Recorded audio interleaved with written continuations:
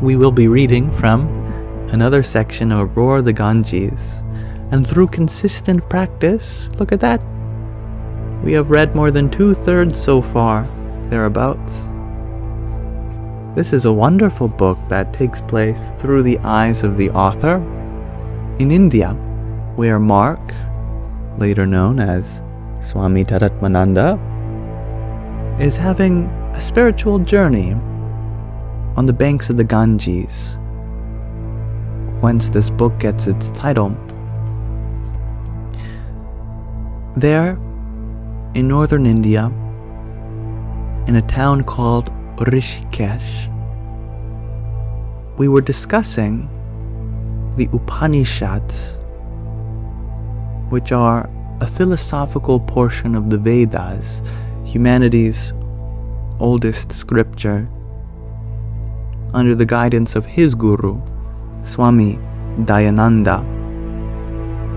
After the class, a fellow student named Richard had taken a big interest in the subjects discussed, and I believe they are about to, Mark and Richard, dive into a conversation about Vedanta. After class, Richard looked dazed as he descended the stairs from the lecture hall.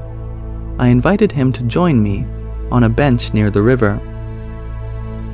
"This is really frustrating," he griped. "Sometimes what he says seems so clear, and sometimes it slips through my fingers like sand." Richard gazed out over the river, trying to make sense of the class.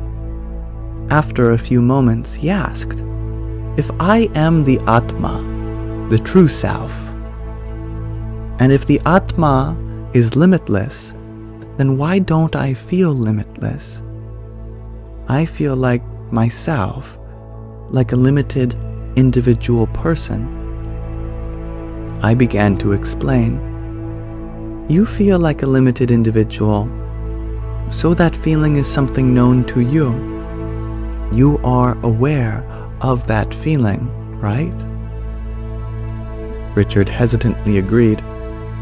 "Therefore, that feeling of being limited, of being a limited individual, must exist in your mind. You experience it along with other thoughts, feelings, and perceptions. That sense or feeling of individuality is what we call ahankara, or ego. Ahankara literally means the I, aham, maker, kara, the I maker.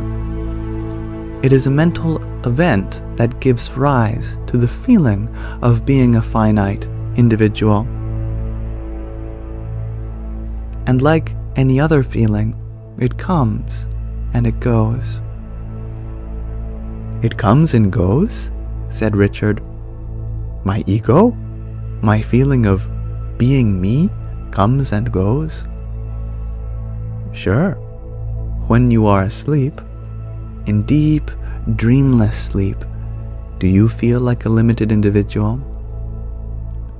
"Goodbye, Alfie." "No, but how can I know the ego is absent when I am asleep?"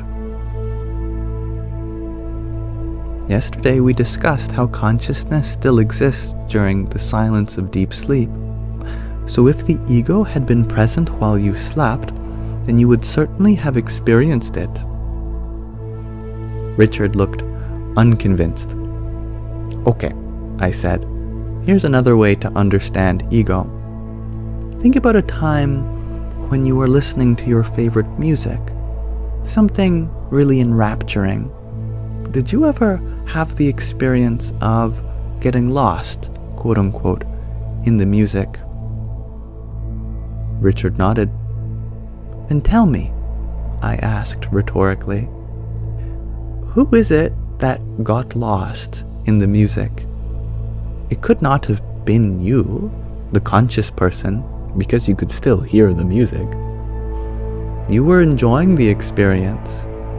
So it must have been your ego that got lost, so to speak.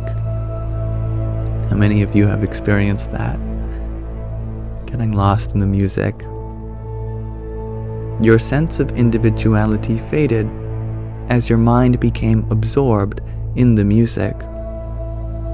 In that state of absorption, you experienced the music, but you did not experience yourself as an individual because the ego, ahankara, was absent. Thank you for being here, Brad. In the presence of the ahankara, the I maker, we experience not only a sense of individuality, but also a feeling of being finite, of being limited. Our minds are limited, our bodies are limited, and our senses are limited. So, obviously, all our experiences will be limited. But these limitations belong to our bodies, minds, and senses. They do not belong to consciousness. Consciousness makes known your sense of being a limited individual, but that consciousness itself has no limitations. Richard responded, "But how can my consciousness be free from limitations? It seems to be affected by every experience I have. In a bloody awful situation, my consciousness becomes sad or frustrated or angry." "Perhaps," I suggested, "your consciousness only seems to become sad or angry because of identification. Like in a movie, sadness and anger are emotions, and all your emotions take place in your mind. When sadness arises in your mind, you become aware of it. You recognize the presence or absence of sadness because you are the consciousness by which all mental events are known. Yet, your consciousness itself does not become sad or angry. Philosophically speaking, only an unchanging consciousness can reveal your mind's changing activities." Richard continued, "But when sadness arises in my mind, it seems like my consciousness becomes sad." "Yes, even though consciousness is unchanging, it seems to change according to the condition of our minds. In the presence of happy thoughts, consciousness seems happy. In the presence of sad thoughts, consciousness seems sad. Consciousness seems to acquire the qualities of the mind. But in fact, consciousness does not actually change. In Vedanta, consciousness is compared to a clear crystal that appears to change color when a flower is held nearby." I told Richard the traditional analogy in which a red flower is placed just behind a clear crystal, making the crystal appear to become red. Someone might conclude the crystal became red, even though it actually remains clear. The flower's presence can lead to the mistake because its redness is superimposed on the colorless crystal. This is another example of how we frequently misinterpret our experiences, like concluding that the sun travels towards the horizon at sunset. Just as the flower's redness is wrongly attributed to the colorless crystal, in the same way, the mind's sadness and anger are wrongly attributed to consciousness. And just as the crystal remains colorless even when it appears red, in the same way, consciousness remains unchanged even in the presence of sadness or anger. To conclude that consciousness becomes sad when sadness arises in the mind is a wrong interpretation of the experience due to superimposition. Richard asked, then what can we do to get rid of this superimposition?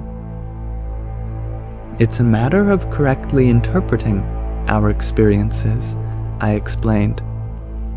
If you already know the crystal is clear, you will not be fooled when it appears red in the presence of the flower.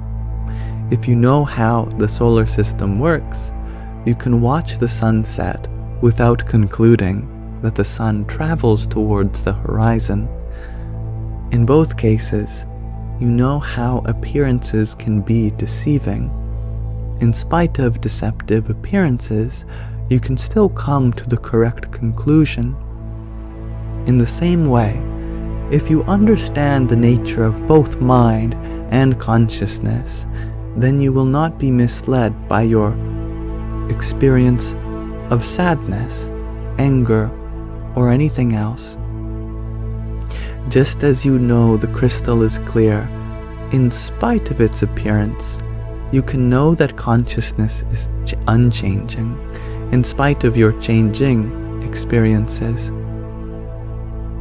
You don't have to change your experiences. You only have to correctly interpret them.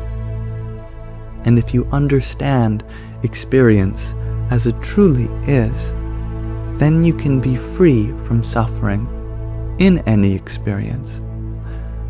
For example, when sadness arises in your mind, you can know that it does not truly affect you. Our discussion continued until we heard the temple bell ringing to announce the start of evening puja, worship. I excused myself and rose from the bench to join the others. To my surprise, Richard followed me to the temple and stood at my side. It was the first time he had attended puja. Over a period of years, I had grown to understand and love many Hindu traditions, including puja. I wondered about Richard's first experience of this form of worship, so foreign to Westerners. And with that, we not only conclude our reading for today, but also the chapter and the part. Tomorrow we will start a new chapter and a new part of the book, part 4, Life on the Path, which begins with some Sanskrit. Ooh, I am so excited to read that Sanskrit. Thank you all for listening, everyone.